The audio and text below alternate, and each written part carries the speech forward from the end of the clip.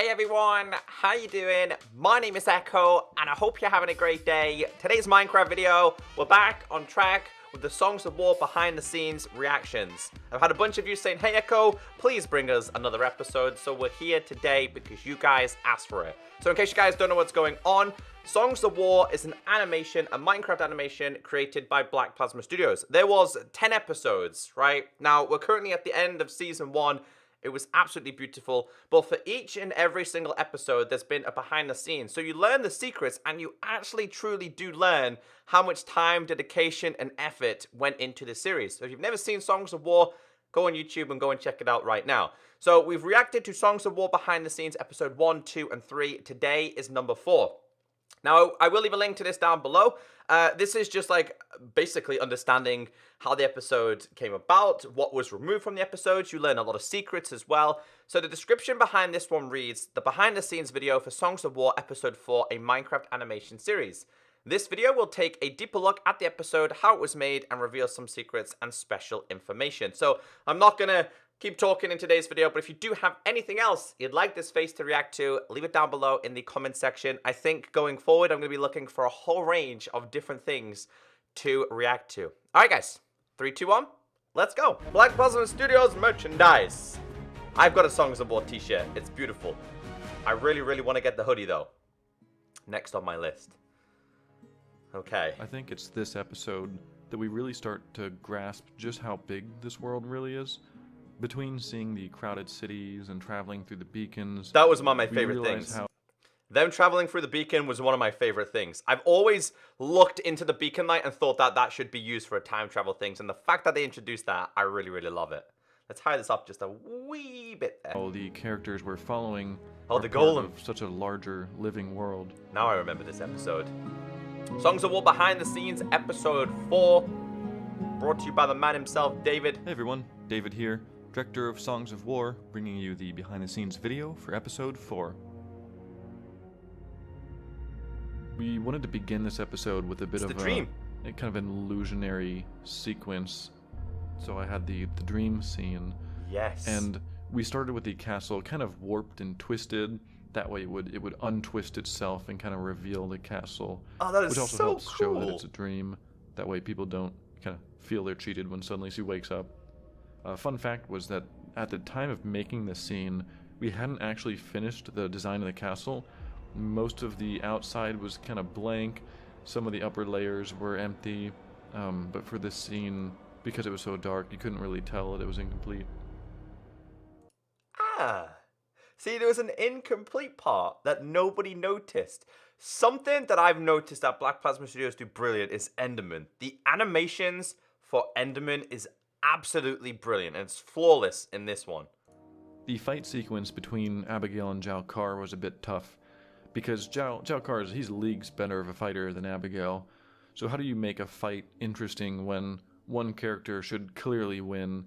Okay. Skyfall was responsible for this fight, and when I talked to him about animating it, we kind of decided to go for a thing where Jalkar's not really fighting. He's more showing off. He's trying to intimidate her away, almost toying with her. There's not really a reason for him to kill Abigail or Mr. Finch. You know, he's just trying to get them out of his way. Okay. But at the same time, he's also just trying to like show off and have them stand down. So it was mostly a surprise to him then when at one point he goes for an attack and Abigail suddenly pulls off this kind of surprising last-second block. And there's this mood change that happens as the music shifts. And she slowly raises herself back up to his level to challenge him.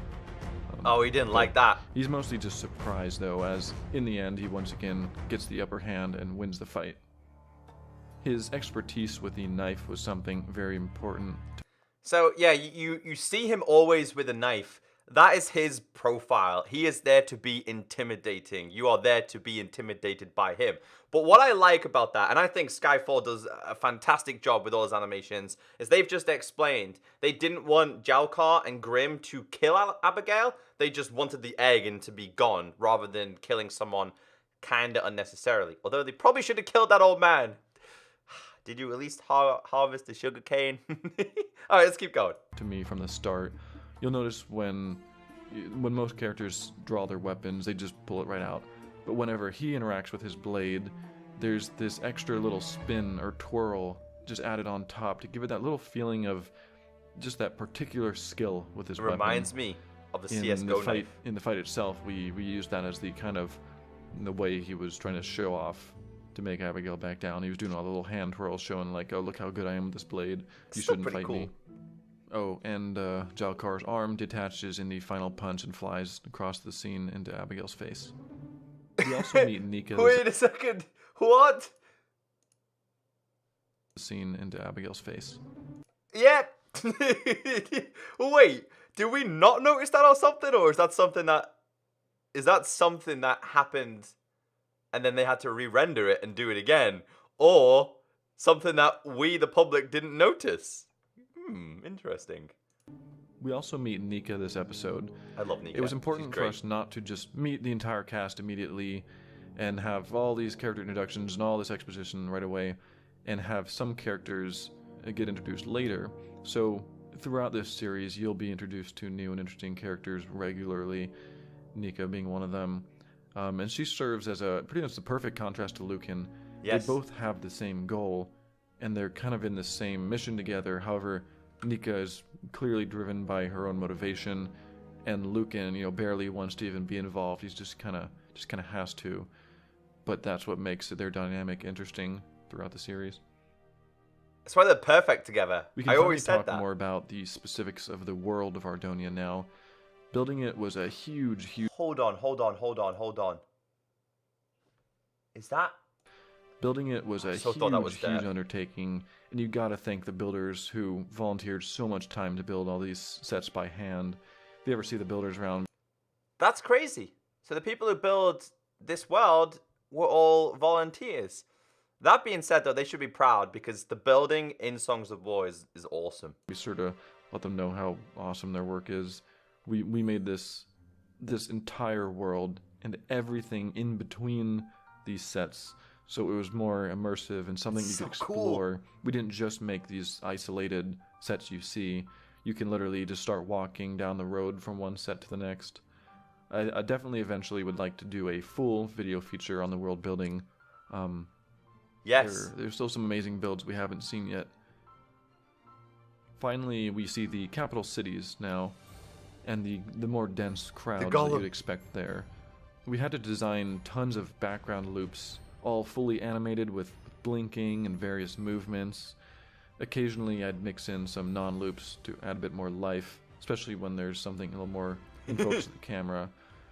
But we needed all these loops just to make this manageable. There's no way we could have been animating all these characters all the time. So you'll sometimes... Hold on, we need to pause there for a second. If we just go back here, David in the earlier episodes explained that he loved birds, and that's why there's so many birds in this. So if you've seen that one, you got to go and see it. But man, like again, we just see the main characters and we're sucked into the main characters, right? But you watch the behind the scenes and you really realize that they had to do more things outside of the main characters rather than just the main characters, down to the trees, down to the building, which was physically built in Minecraft itself, by the way. So the path that they're walking on now was built in Minecraft before it was even animated. Then you've got these constant loops of characters as well. Dude, it's insane. I love this. So you'll sometimes see a lot of people in the background actually doing the same thing, just in different places, different angles, different skins. Yeah, we also see some different species, which helps show how diverse Ardonia is, as mentioned in the opening lines of the series. I also had this idea to show an iron golem pass by upon entering the town, which I used to kind of set the sense of scale.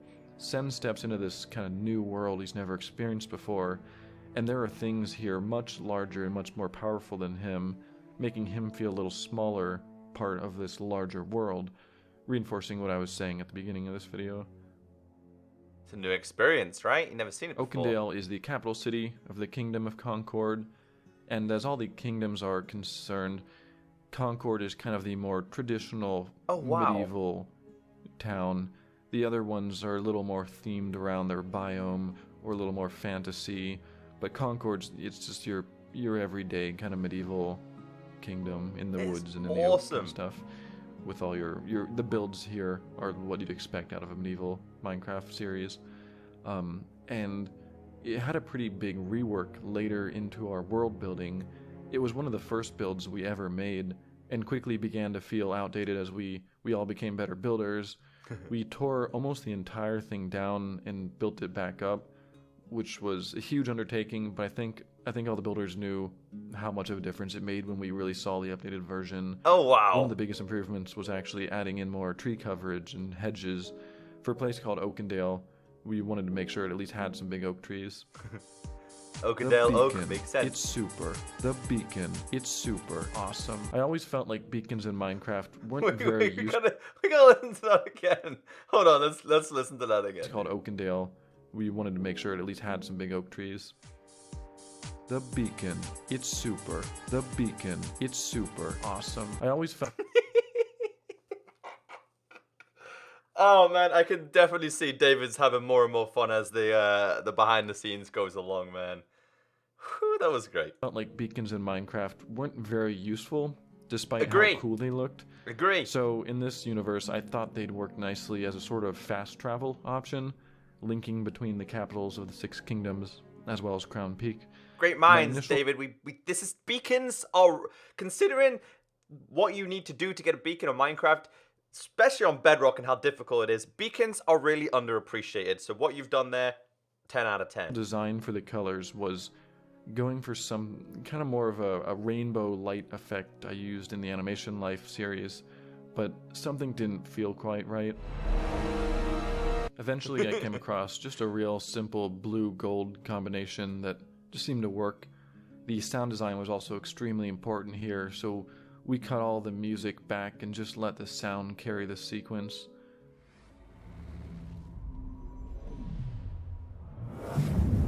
It's so cool, man. I love that bit.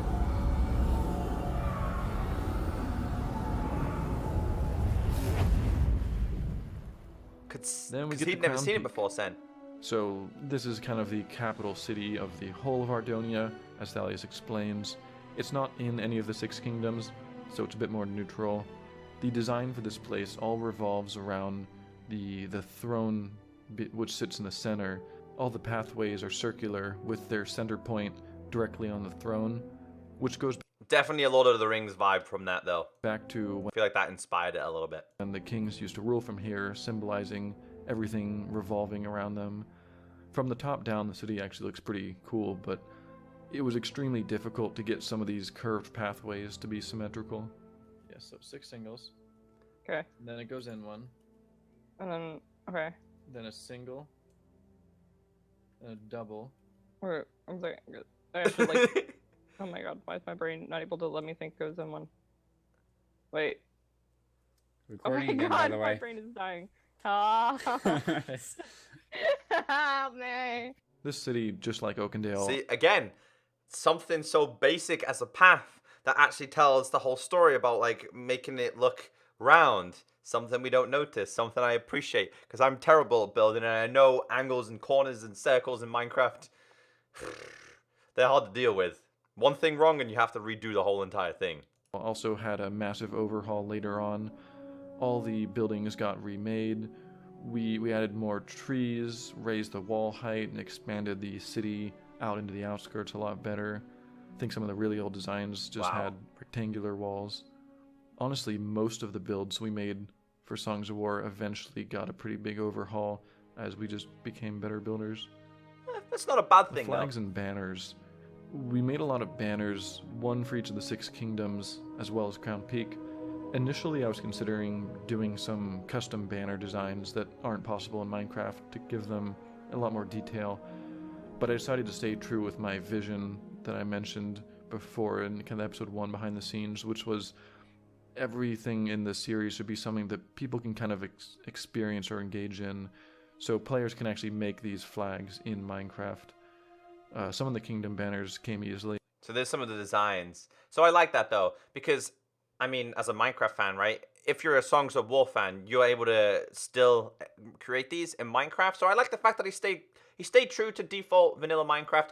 Obviously, Songs of War is a creation of imagination, right? So a lot of what you're seeing is from David's earlier imagination, his vision of what he wanted in this series.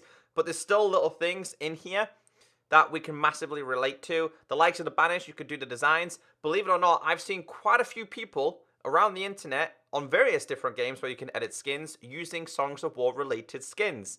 And I love that. And when I see it, I'm so happy that this is done so well, because behind the scenes, I'm learning why this series deserves all its credit. But others took a whole bunch of ideas. For Felden, we narrowed it down to just 2, which were kind of flipped versions, and then realized the second one looked sort of like the green in the back was the shape of a tree with a canopy at the top. All the flags and banners blow in the wind very slightly to help everything feel a little more physical. This is the first episode where I think you could really start to notice the difference in character height between the species. Yes. So far we've mostly seen Ardoni with other Ardoni, but when standing across from Solomon you see just how much taller they are. This was also noticeable in episode 1 when Hawken was next to Thalius, but at the time it's easy to think maybe Hawken's just really short. We had to animate Hawken walking almost twice as fast to keep up with Thalius, and now we see it's really the Ardoni who are quite large.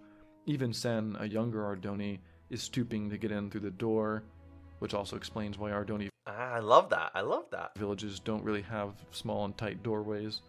Ardoni aren't the only species with different height. In fact, almost every species occupies a unique head height level.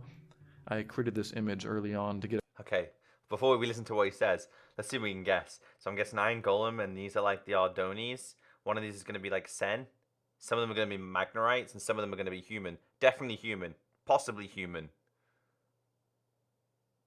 I reckon that's going to be an enemy. Get a feel for how tall everyone would be. Humans occupied the default Minecraft head height. Ardoni were slightly larger. Felina males were a little larger, but females were slightly smaller. Grimm's a small boy. And Magnorites and Netharans are basically the largest. In addition to... I did not know the Magnorites were slightly bigger as well. He just mentioned before that they were all different heights, these being different compared to the Magnorites. I thought they were a little bit taller. Definitely learned something new today. The actual character size difference. I also use camera trickery at times to make characters feel superior or less significant, such as outside of Stivian's place in episode 2. I sunk Sen into the ground a bit here to make the adults seem a little more overpowering. We meet another new character this episode, Solomon. Personally, I really love writing these kind of characters. He's a protagonist, yet he's extremely flawed in his personality and his lifestyle. Yes. We see a cake sitting out in his kitchen, which is definitely way past expiration date. He's kind of slobby and half-shaven, but he surrounds himself with wealth to kind of hide who he is. Even him, someone who can't use songs, still has a similar experience as Sen when he witnesses the Prime song. Not sure if people will realize just how much planning goes on, from story to building to final. Abigail hurrying off at the end of this episode is in the same direction she had looked out in episode 3. This is the perfect example where I wanted her farming, then looking out longingly down the road to a life beyond just farming. A life that what she could have. But the lines he's just said, that David's just said, I don't think people realize the timing that goes into this. And it's only watching the behind the scenes that I am starting to appreciate more and more. Not that I didn't appreciate the animations anyway, but I'm starting to appreciate it more and more behind the scenes. Each and every single episode, there is so much dedication, man. It's bonkers. Initially, the farm was on her half of the house, but then I realized that she'd be looking down the road to the west, and I wanted it to be the same road that she'd later be traveling down as she leaves. So we actually moved the farm to the east side. At the end, she decides to go after the egg, despite Mr. Finch telling her otherwise. I always like when characters make these kind of decisions to act. You know, they don't just sit by and let things happen. She doesn't let other people take care of it. And now Abigail and Sam have taken initiative to hunt down the egg and retrieve it before anyone else can. They set out on their adventure, just like the other story arcs. And everything is now fully in motion, which I think makes the future of the series all the more interesting. Thanks for watching this behind-the-scenes video. Also be sure to give the Songs of War soundtrack a listen. I'll have it up on screen now, as well as a link in the description of all episodes and behind the scenes. And with that, I'll see you next episode. So they have music, they have characters, they have everything built up from scratch. Today we learned a lot about the whole building process of a lot of the locations. I did not know that every single location was built from scratch in Minecraft before it was animated. I did not know that. Number two, the people who helped build it, wow, you guys deserve a massive pat on the back. Hardcore dedication and just a lot of time has gone into it. You've got just so many literally behind the scenes things that we do not appreciate at all. Now, if anybody, hopefully you guys stuck around to watch the whole entire animation with me, because again, there is so much hard work that has gone into this series, and with each and every single episode, I do really appreciate what Black Plasma Studios have done. They are definitely breaking boundaries when it comes to Minecraft animations, and I don't think I've seen a better animation than the whole Songs of War series. So with that being said, guys, if you do enjoy today's video, please be sure to hit that like button. I'll leave a couple links down below so you can check out the things for yourself. If today's video could pass 1,000 likes, I'll bring you the next behind the scenes episode. I know they're not funny or crazy reactions. It's just more of an understanding and appreciation of what this series is. So guys, have a great day, stay beautiful, and I'll catch you next time. Bye.